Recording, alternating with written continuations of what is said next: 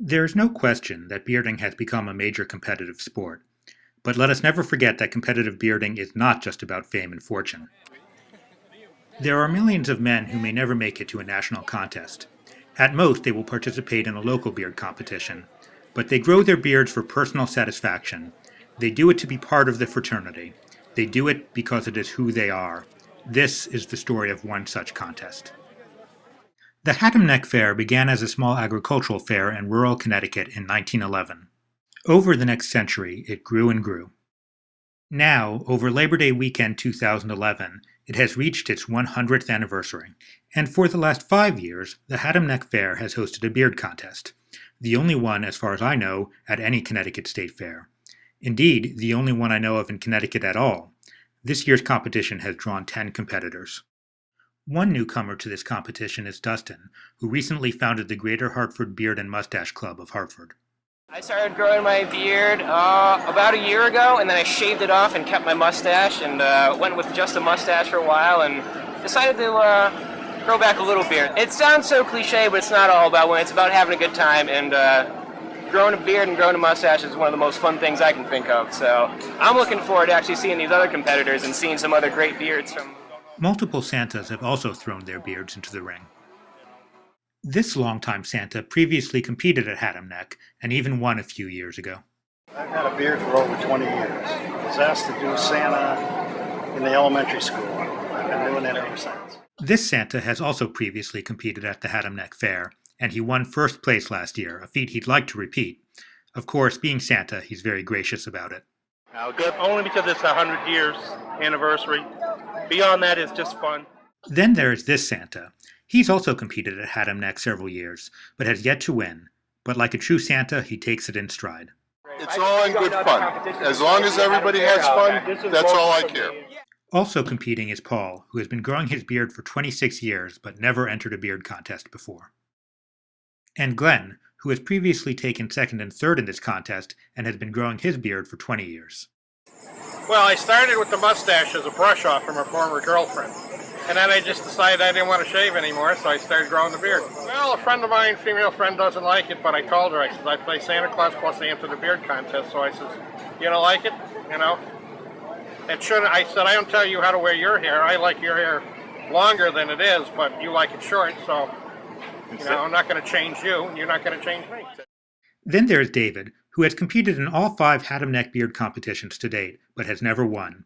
He doubted he would do any better this year against the Santa powerhouses. Even so, he was happy to share his favorite story about how there can be more to a beard than meets the eye. I was down in Antigua 2 years ago in April for a kite festival, and my friend Calvin, who runs the kite festival, introduced me to the minister of his church, and a 60-some-year-old Rastafarian man, and he had a very neatly trimmed beard, and he came over to me and he says, "Man, that beard is awesome," in his accent that he has. And I said, "Well, if you let yours go for a while, it can look like this." And he very casually reached up underneath and untucked big long braids that hung down, that he had his beard all tucked up nice and make it look good. And so he knew what it was like to have a long beard. Finally, it was time for the contest to begin. The crowd gathered in eager anticipation. And as the contestants took the stage, we at last got a look at all of the competitors. But who the heck are these guys? I mean, yes, they are bearded, but compared to the other guys, well, their beards are about as boring as mine on the left there. I understand that there are no wrong beards, only beards that are uniquely right in their own special ways. But still, I can't help but hope that the more distinctive beards do better. In any event, the judging took quite a long time, and it was getting uncomfortable out in the summer heat. But eventually the judges began announcing the category winners. First there was longest beard. Then fullest beard.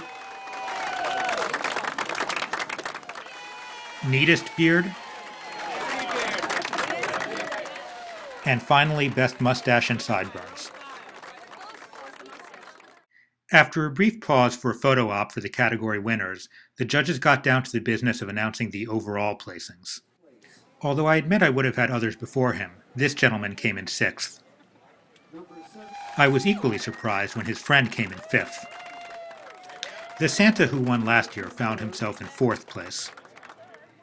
By this point, for some reason, the announcer was rushing through the placing so fast that the staff gave up trying to hand out the ribbons. But there was a tie for third between Paul with the long beard and, inexplicably to my mind, the gentleman with the hat. Second place went to this Santa. And then the announcer announced that first place went to Dustin of the Greater Hartford Beard and Mustache Club of Hartford, while a special Best in Show prize went to David. But as is so often the case in the bearding world, the controversy did not end with the end of the show, even as the Santas said their goodbyes and offered their congratulations to Dustin. And even as Dustin graciously accepted the burdens of fame that come with any bearding victory, it became evident that there may have been some confusion between the judges and the announcer. I didn't really win Best in Show. They gave me the wrong ribbon. I ended up first place. I was quite surprised. I got a free t-shirt and a blue ribbon. Did Dustin really win as the announcer proclaimed? Did the judges incorrectly hand the first place ribbon and prizes to David? Or did the announcer misspeak and was David in fact the true winner? We may never know the truth. But to be honest, it seems that both David and Dustin embody the true beardsman spirit, and each were just happy to be there on this beautiful day. I feel really great. It was a great group of guys. Definitely some very stiff competition. Some really awesome long beards, some really big bushy beards, multiple Santas, which is always tough competition. And I guess the judges liked what they saw. So another competition enters the history books, and a good time was had by all. But remember, while this poor fellow at the fair had no choice, you do. So think before you shave, and remember, you too can beard for America.